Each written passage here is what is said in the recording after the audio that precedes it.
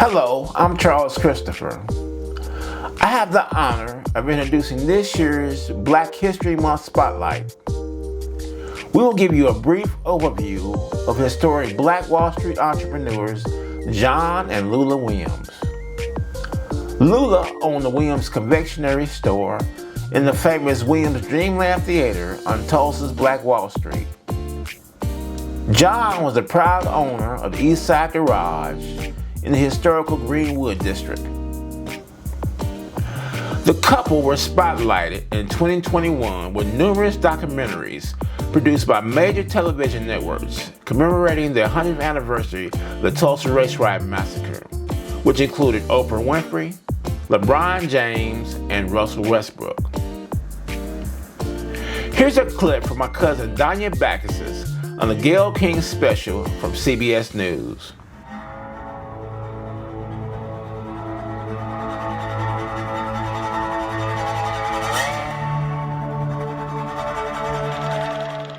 My earliest memory of hearing about the Dreamland Theater was in high school when my mother mentioned it to me. And it wasn't like she talked in depth about what happened.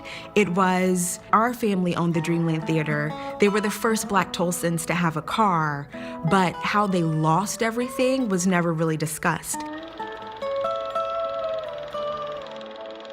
I'm Danya Backus, a CBS News correspondent and descendant of Black Wall Street. My great-great-grandparents, John and Lula Williams, owned the Dreamland Theater, the Williams Confectionery, and an auto garage. John and Lula Williams were the picture of the American dream. The Dreamland Theater was a 750-seat theater, and it did not just show silent movies, but apparently it had acts, they had boxing matches. My great-great-grandmother Lula actually had 2 other locations. So the Dreamland Theater was this entertainment hub for Tulsa, but it also was, I think, the beginning of an empire. I'm Danya Backus in Tulsa, Oklahoma, uncovering the history of Black Wall Street. To know that I am a part of this history and I'm able to tell the story, it has taken on a new meaning and responsibility for me. This is where the Dreamland Theater was, yeah, right here. And now it's a freeway. Even now, as I talk to elders of the family about what happened, even cousins who grew up in Tulsa, many of them are now just starting to put together all of the pieces. This is the pillar that pays homage to our family, the W.D. Williams. And when you ask, why wasn't it talked about, many of them don't know. This is David Williams here. The assumption is that it was just too painful to relive those memories.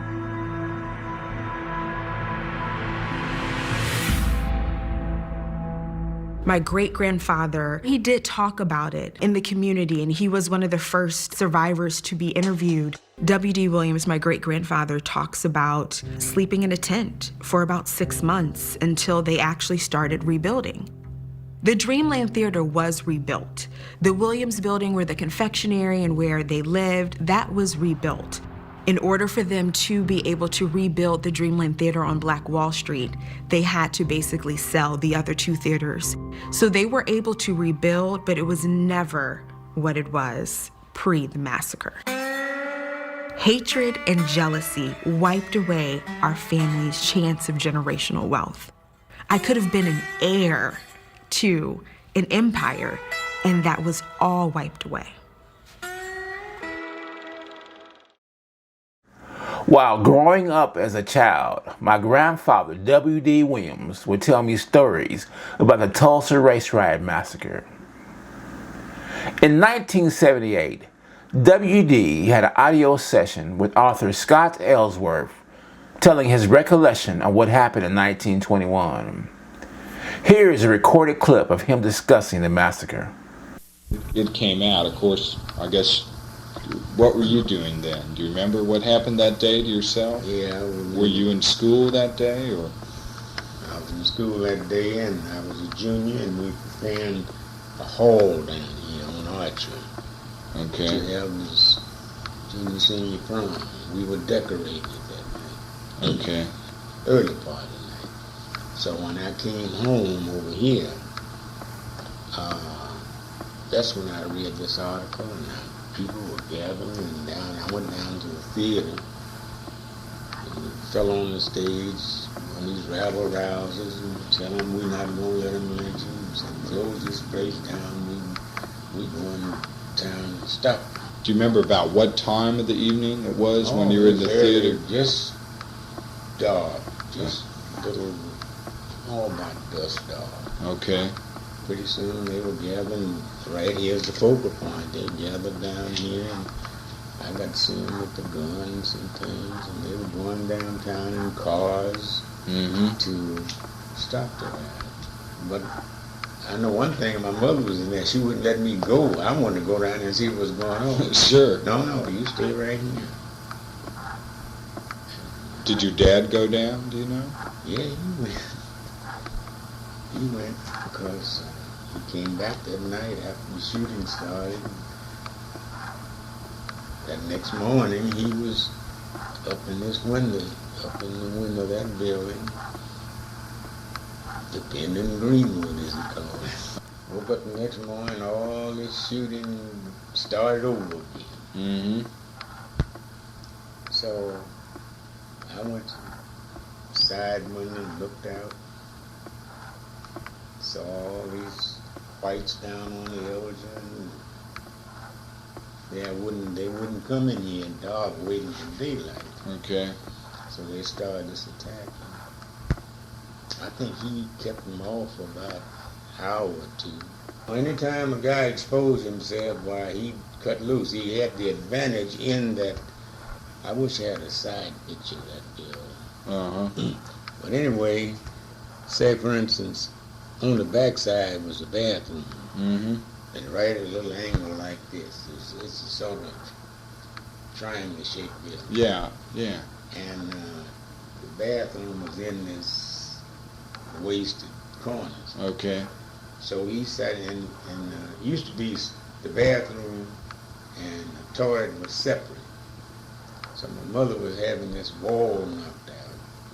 And where the plumbing came up and angled over, to go out the vent pipe, well, he just put his gun and rested on there, and the screen was down. It was fired through the screen, but he wasn't exposed any Anyway. power shot. And finally, they started riddling this whole building. Okay. And this plane came over. Old man got anxious then, went over the window shooting up at the plane. Okay. So then after a while he told us, we're going to have to get out of here because all the windows started falling out of the building. Came down the stairs. Here. Okay. Ran down to right still undertaking part. Okay. Well, just had hundreds of blacks up there. We just sat around. Were you scared? Not after I got in there. I was afraid outside because I saw him shoot a man right on the steps. Okay. And, can you describe that? What happened? I mean, were you walking up and you saw it happen, or? yeah, I was about as far near as, say, middle of that street when this fellow was. They all had their hands up. Okay. And somebody hit that man, you see his hat fly way up. Okay. And of course they hit him for no reason other than just to be mean. So I guess he just rebelled. So they shot him right down on the steps. Did they kill him? I don't know what he died.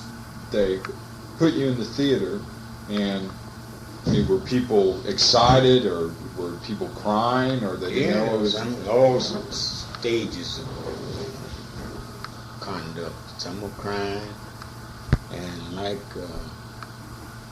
say, Archie Brown and I, we played football together. Okay. Having Seymour Williams his first year here, and so we were up there, and finally Seymour was there. So we were all around Seymour making our plans for next year. So, well, since this will be over, and what a big team we're going to have, a good team we're going to have. Why do you think he did that? Just to calm you down, or? Well, he didn't have anything to do. We were just talking about the football team. Yeah. Okay. So I remember that. And they fed us lunch meat and milk and cookies. We had a Who do you think fed you? Were there women that fed you? Red Cross. Okay. Some kind of organization sometime.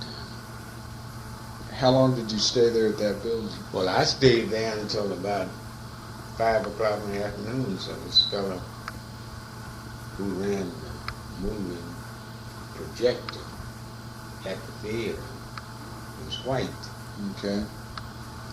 And they would let you out if you had some whites to vouch for you because you didn't have anywhere to go. Right, okay.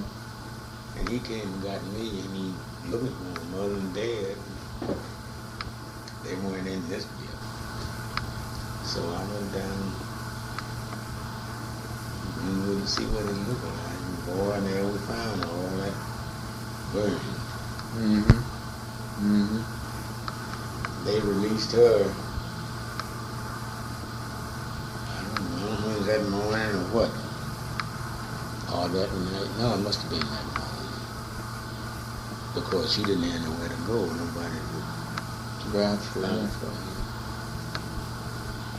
So, I ran into her downtown after I looked down on Greenwood and walked through town looking for her and just rambling around, ran into her on 3rd and Main. okay. She was on the way to a lawyer's office.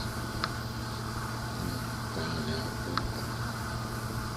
the insurance had no ride clauses in it, so I couldn't get anything out of there. Was it a white lawyer or a black Yeah. lawyer? It's a white A lawyer. fellow named Cochran.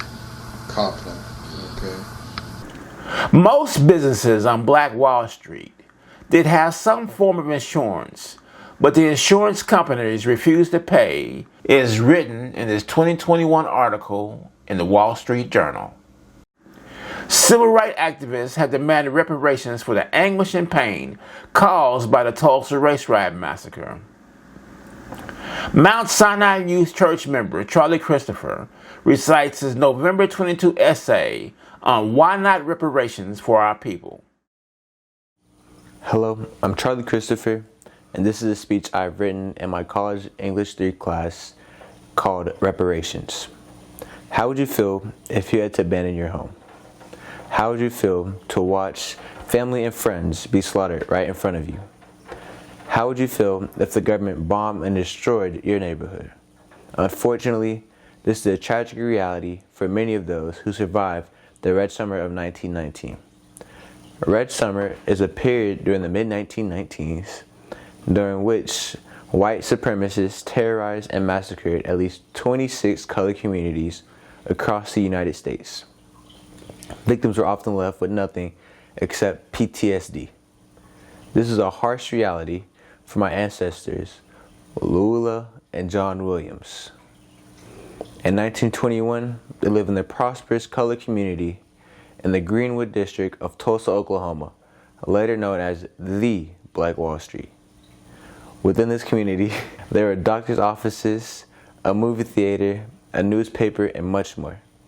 Oftentimes, the neighboring white community would come to Black Wall Street because they didn't receive the same level of service within their own community. They were self-sufficient in the state of Oklahoma.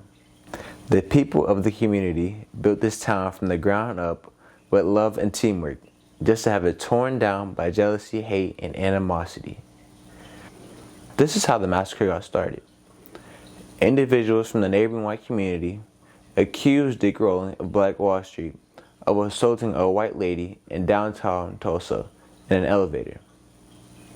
Dick Rowland fled to Black Wall Street, and his accusers chased him back and demanded he be lynched. When the folks of Black Wall Street refused, the white supremacists started their 2-day destruction of the Greenwood district, burning down homes and buildings, killing women and children, and all being supported by government officials. The white supremacists broke into the Army Reserve and got extra supplies when they ran out, and then proceeded to bomb the Greenwood district and left no remorse. Fortunately, my ancestors survived the massacre, but not without losing their belongings. Their car, movie theater, and confectionery were all destroyed. When trying to file their insurance claims or sue the perpetrators, The survivors were neglected of any type of funding simply because it was labeled a race riot instead of what it was, a massacre. Thus, they had to restart and regain all the wealth they had previously worked so hard for. Most of the survivors never fully recovered, and this tragic event was unspoken for decades and excluded from most history curriculums in school. My family members who are from Tulsa were not taught this in school. They're taught by their grandparents and parents. The biggest dilemma is others around them had no idea this catastrophic event had even occurred. This isn't the only place a race massacre occurred during 1921, yet there hasn't been much publicity until recently. $27 million today worth of property damages solely in Tulsa, and this occurred in at least 25 other cities across the United States. Now, some cities have been gentrified and their prosperous communities of color have diminished. There is no solution to the grief and sorrows of the residents of cities such as Black Wall Street or any amount of condolences that will truly repay them for what happened to them. However, I believe that reparations for the descendants in the form of money would be an efficient first step toward helping them recover. Reparations have proven to be an effective method when viewing cases such as Native Americans, the Japanese from World War II, or Holocaust survivors. By 1992, approximately 82,219 Japanese Americans who were incarcerated from World War II were reimbursed more than $1.6 billion, equivalent to $3.6 billion in 2021. In 1946, the Indian Claims Commission attempted to compensate tribes who had land seized by the United States. The program paid them $1.3 billion. In 2019, Germany paid $564 million to Holocaust survivors and is still paying them to this day. These groups have received reparations, so why haven't the descendants of cities as Black Wall Street been compensated as well?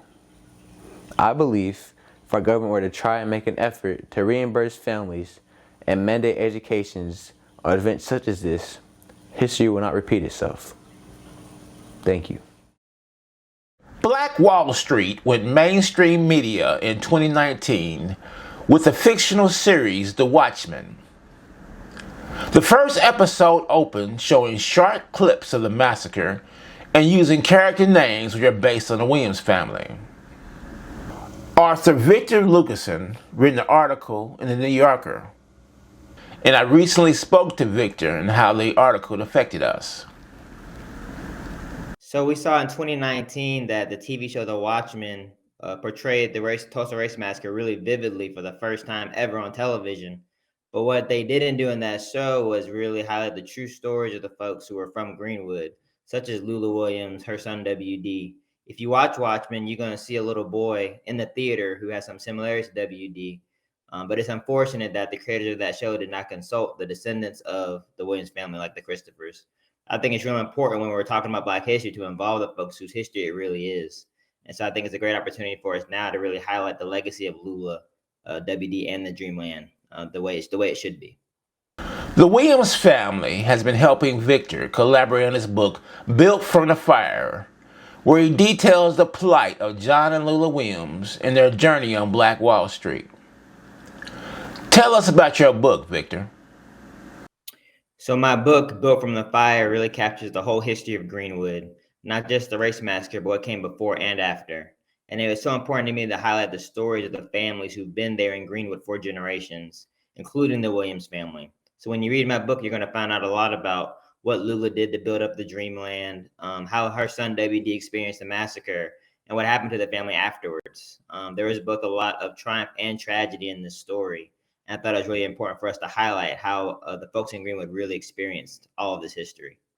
In the book, Victor discusses my dream, Williams Dreamland Garden, which is a 400-seat outdoor monument and amphitheater dedicated to Black Wall Street in the Williams Dreamland Theater. What folks really need to understand is that the people at Greenwood never left. The descendants are still here and they're still fighting to build up what they lost. And it's so amazing to see what the Christopher family is doing, trying to build up the Dreamland Gardens. It would be a new amphitheater right there on Greenwood Avenue, not far from where the original Dreamland was. A great place to gather community, a great place for common bonds to be built, and a great way to honor the legacy both of Lula and of Greenwood. So I'm really in favor of the Dreamland Gardens actually being built with the Williams family descendants' direct involvement. Well, that's our spotlight for today. While traveling, visit the Tulsa Room at the National Museum of Afro-American History and Culture in Washington, D.C., related to the 1921 Race Riot Massacre. In Tulsa, visit the historical Booker T. Washington High School site, located on the campus of Oklahoma State University at Tulsa. Please pre-order the book Built by the Fire by Victor Luckerson, and contribute to the Williams Dreamland LLC to help bring the Williams Dreamland Garden to life. Thanks so much.